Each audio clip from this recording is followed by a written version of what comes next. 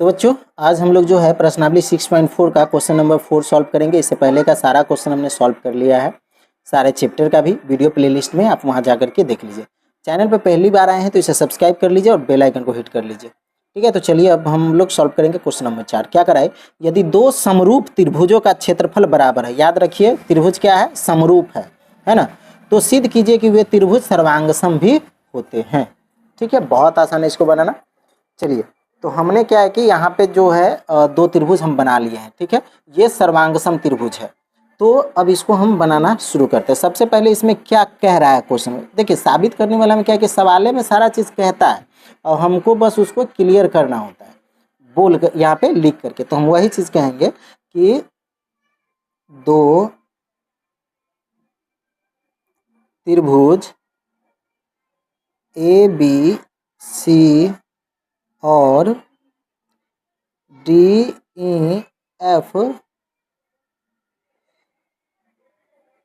इस प्रकार है कि, है ना, त्रिभुज ए बी सी सर्वांगसम है त्रिभुज डी ई एफ के।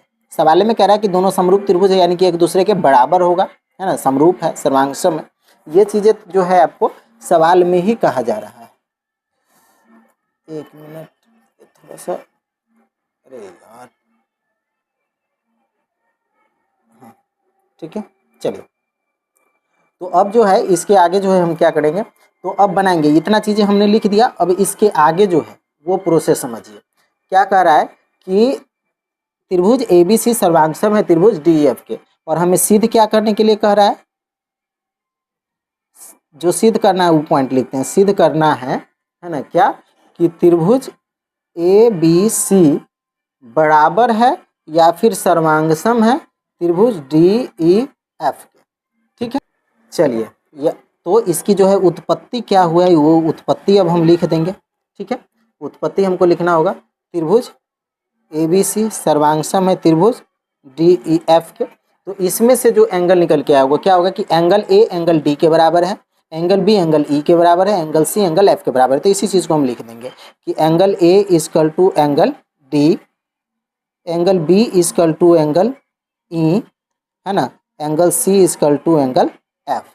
ठीक है, ये चीज़ें हमने यहाँ पे लिख दी। तो जब ये एंगल एक दूसरे के बराबर होगा तो आगे का प्रोसेस देखिए। आगे अब क्या हो जाएगा कि ए बी बटा डी ई, है ना, ए बी बटा डी ई, उसके बाद बराबर में क्या हो जाएगा बी सी बटा ई एफ।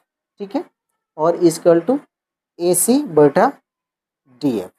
ओके, चलिए, अब अगले पॉइंट में हमको सिद्ध करने के लिए जो है अब लिखना क्या होगा सो देख लीजिए। यहाँ पर लिख दीजिएगा, यहाँ सिद्ध करने के लिए, ठीक है, सिद्ध करने के लिए त्रिभुज ए बी सी बराबर है या फिर सर्वांगसम है त्रिभुज डी ई एफ, है ना, इसी को सिद्ध करना है हमको।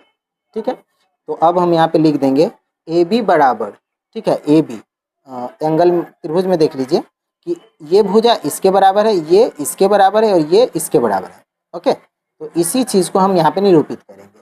ठीक है, A B equal to D E, ठीक है, और B C equal to E F, ठीक है, और A C equal to D F. ठीक है, यह सब एंगल एक दूसरे के बराबर है, तो वही चीज़ें हम लिख दिए यहाँ पर।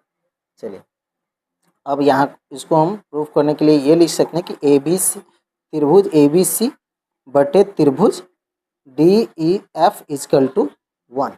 ठीक है, तो जब इसका जो है उत्पत्ति होगा तो इसमें जो एंगल बनेंगे वो होंगे ए बी स्क्वायर बटा D E square equal to B C square बटा E F square equal to A C square बटा D F square equal to 1। अब सबका जब स्क्वायर हटेगा तो सिंगल बचेगा, है ना, रूट तोड़ने के बाद। तो यहाँ पे जो एंगल होगा वो क्या होगा, ए बी बटा D E equal to B C बटा E F equal to A C बटा डी एफ। इस स्टेप में कुछ नहीं करना, सबका स्क्वायर हटा करके लिख देना है इजकल टू 1। तो इससे हमारा जो एंगल बना उसको यहाँ पे हम लिखेंगे A B equal to D E, B C equal to E F और equal to A C equal to D F. ठीक है, लिख देंगे त्रिभुज ए बी सी बराबर है या सर्वांगसम है त्रिभुज D E F. Proved answer. ठीक है, आई होप आपको अच्छे से समझ में है। चलिए मिलते हैं नेक्स्ट वीडियो में, तब तक के लिए bye, best of luck and thanks for the watching.